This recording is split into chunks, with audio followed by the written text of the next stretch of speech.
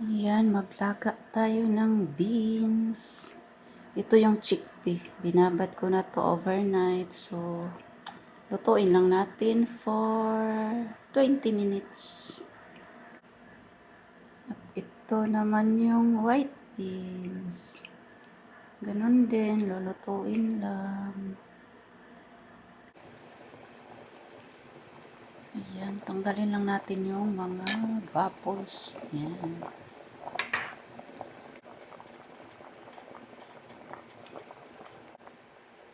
So, ayan, lutuin lang natin.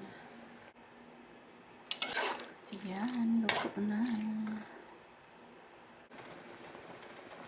Ayan, tanggalin lang din natin yung bubbles.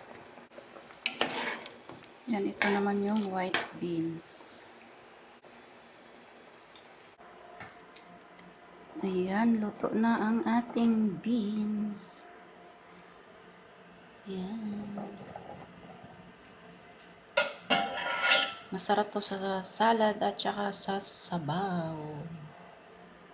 Ayan.